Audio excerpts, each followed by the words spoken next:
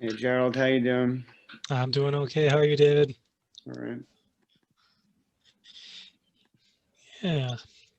So this is the first one of these that we're doing this year.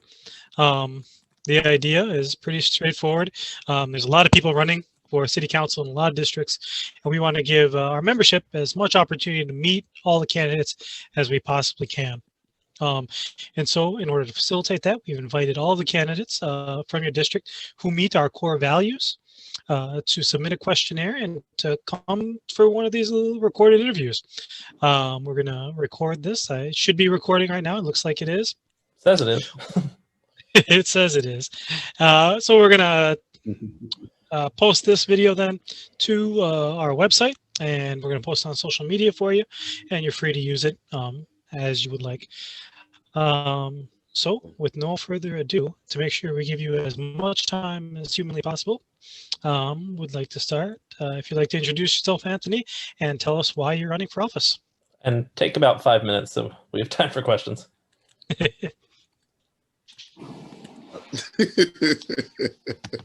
All right. So yes, name's Anthony Beckford, longtime community advocate, community leader within the district, but also, I am a dedicated community member as well. That is first and foremost. I'm a single father. I am a disabled Marine Corps veteran. A former UFT member. And currently I'm a freelancers union member. Which is being run by Rafael Espinal, former New York City Council member. I forgot what district that is, but I'm also the president of Black Lives Matter Brooklyn. I'm a youth mentor, young adult mentor. And I'm also what you would call a jack of all trades when it comes to advocacy. The issues that I advocate are not just, one, it's a multiple of issues because we are in a revolving door of these issues. And a lot of times it comes out to the fact of that, we have the powers that be that are creating these issues, or these are things that were set beforehand and they just trickle down. And of course, it is the impoverished, the working class people who basically have to suffer, so I choose to call myself the voice of the voiceless. Not only because I can be very boisterous if it need be, but also because, the presence that I bring, is to show the power, unity, and, and the might of the people. You know, being 6 foot, 300 pounds, could be kind of intimidating, but it's best when you use it for the right things, which is, making sure that lobbyists, tend to run away when they try to, come at you for the wrong reasons or wrong issues, making sure that, like organizations like REBNY realize that, that we're not the ones for them to actually come and try to bully or try to, implement their policies upon us, which cause us to suffer. You know, so like I said, I'm a single father of an 8-year-old daughter who's like my junior campaign manager. But if you ask her, she'll tell you that she is my campaign manager and that my actual campaign manager is my junior campaign manager. But everything I do is to show her clear example of how to build a foundation for her, but then also for the rest of the youth within our community. The fight that I've been doing since the age of 12 to now was never for myself. I'm not a person who thinks about self. It's for the people. It's for community. But then also it's for the future generations, so that way they have an example to look for, to look at and say, this is what I want to replicate. This is what I want to do. Which is why I've formed many youth coalitions, have worked with many organizations and community-based organizations, grassroots organizations, and certain nonprofits who align with the people, throughout the district, but then also throughout New York City in whole, to make sure that at the end of the day, the people obtain the resources and services that they need, and also know that people see them, hear them, and actually care about them.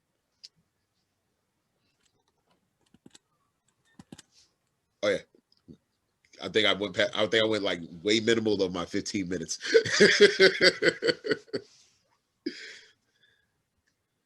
Muted, Gerald. Gerald, still muted. Sorry, thank you. Yes, you're very good with the time, almost perfect. My clock reads 35 after, so that means you spoke for almost exactly 5 minutes. Woo! Very well done. I'm going to open the floor now. We have a few people. I believe David, Nora, and Ellen are all in district. Do any of you have any questions that you would like to ask of Anthony? Otherwise, I can start off maybe. Why don't I start off while they think about it? So disclosures, they're due tomorrow. Is there anything you'd like to tell us about the disclosure form or your financial situation? Oh man, I'm glad you asked that because I'm myself and my team still working on my disclosures. Oh man, no, but my disclosures. So my campaign started in the beginning of this year, but due to COVID, we basically transitioned the campaign into a mutual aid network.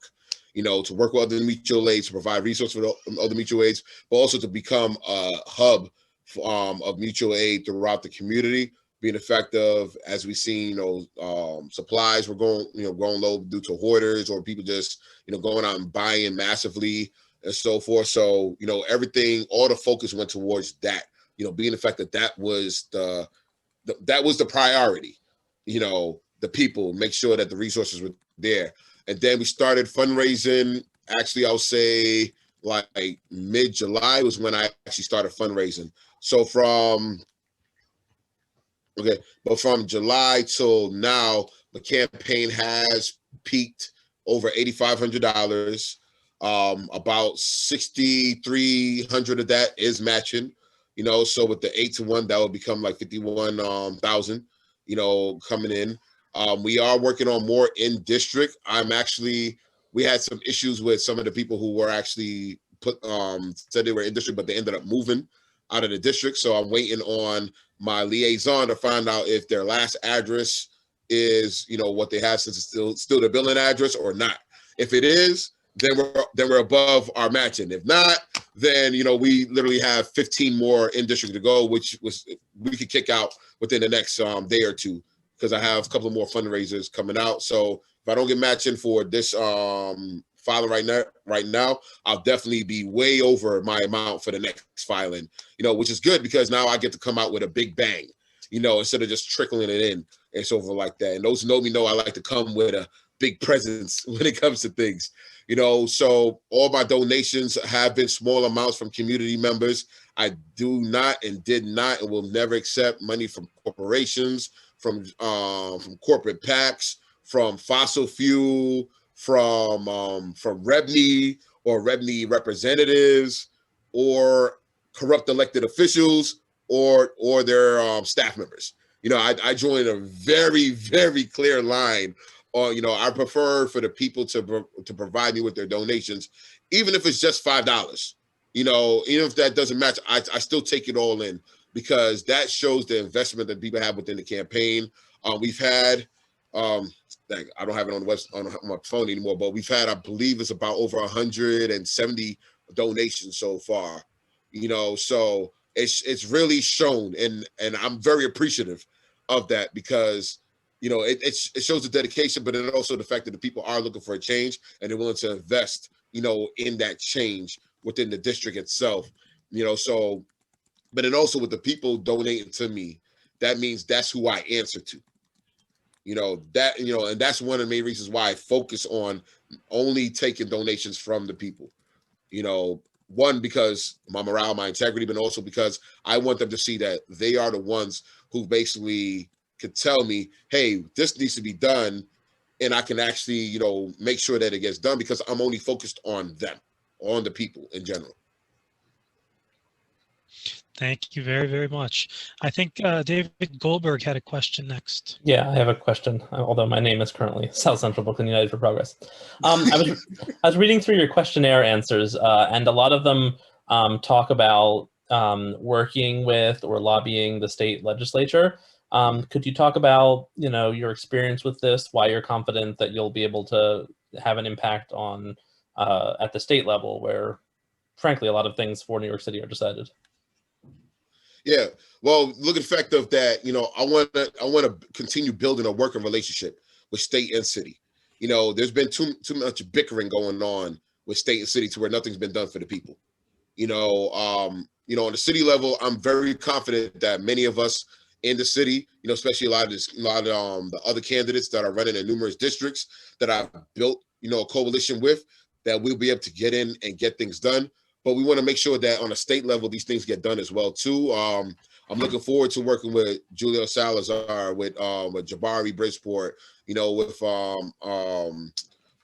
Faris Souffrant, and many others, to make sure that at the end of the day, we're able to pass legislation through each other and see what we can do on each other's end. So if I introduce something, or one of my other colleagues introduce something on a city level, and I co-sponsor it, it's up to us to see what can be done on the state level as well too. Because as much as we say we want to take care of New York City, we have to really take care of New York in general. And that means working. As we've seen for the past 4 years, there's been no working relationship, federal, city, state, because a lot of bickering, a lot of people chose politics over the people, and I'm not one for that. I believe that we have to expand on, politics of the people. When it comes to a lot of legislation in the state, to be honest, a lot of that legislation hasn't been introduced, citywide yet. So if we could at least get the state to take the lead on these things, that will provide us even with more ease on the city level to implement more things as well too. Look at the fact of even with taxing the rich. If we do that on state, that means of course we could roll that over into city as well too, to bring more revenue into the city, to stop with the struggles that's been going on during COVID, and even matter of fact, before COVID even hit.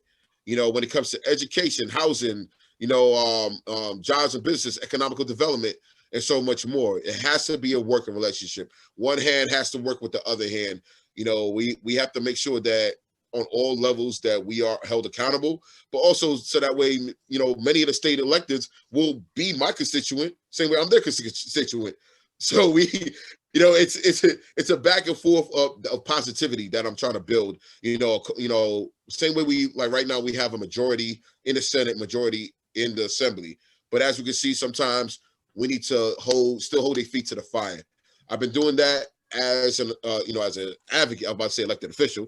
I'm claiming it, from now, but as an advocate in the community. But it will take it to a whole new level doing it as a city council member, especially when there's a lot of state legislations that I could pass resolutions in the city council supporting those legislations as well. It's like I said, it always comes back to having a working relationship. There's no I in team. Thank you very much. I believe Ellen has a question. Yeah, hi. Hey, Helen. Hey, this is kind of a blunt question, but the incumbent has a very close working relationship with the Democratic Party and the Democratic machine in Brooklyn. And so how would you, if you were to defeat her, how do you think you'll be able to accomplish the things that that you want to accomplish? How can you establish a working relationship? Thank you for asking that, Helen. Well, basically put it like this. If you work for the people, 2 and minutes. you advocate for the people, and you align with the people, then there will never be any friction. They say birds of a feather flock together, which has been shown and evident.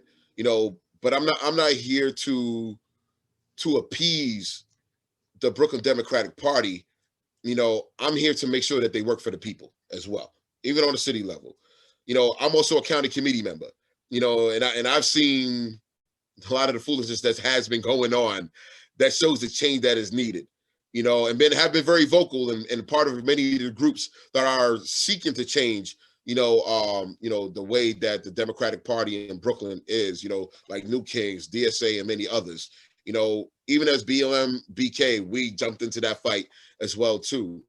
But at the end of the day, it's about making sure that they are aligned with the people. And if not, we educate the people on what they're doing even more we amplify it. We organize the people, we organize the community, we organize the voters, and let these the people who are in the leadership of Brooklyn Democratic Party know and fully understand that if you do not align with the people, or you're not trying to work for the people, then the people will vote you out.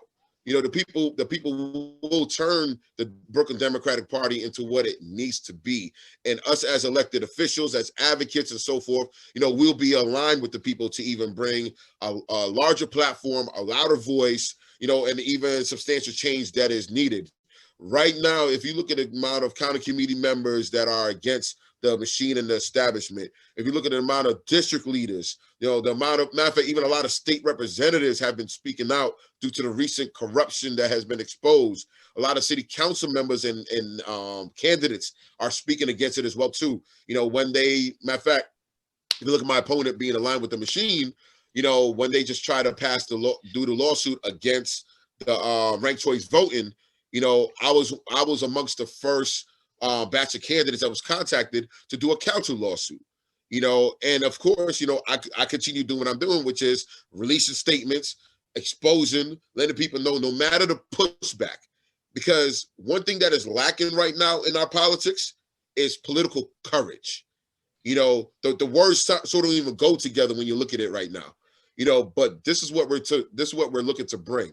The same way we brought a blue wave in 2018 in the state, we need to bring a progressive wave in city council. We need to bring a progressive wave here in Brooklyn.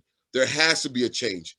When everybody looks at politics in New York City, they look at us in Brooklyn. When anybody needs to get elected citywide, even in state, they come to Central Brooklyn. So now it's time for them to see the fact that Central Brooklyn is standing up, organizing, rising up, and taking back control for the people.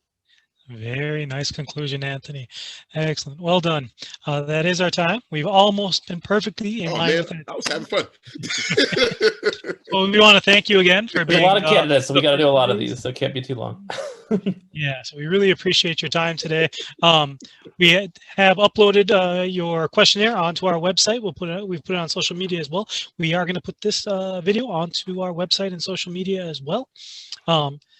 So we hope everyone has an opportunity to check it out, to learn more about Anthony and his campaign. And thank you very much, sir. Great seeing you again. I thank y'all, and good to see y'all. Hopefully we're able to do it in person and just enjoy some happy times coming ahead. All right. Thank you very much. Bye.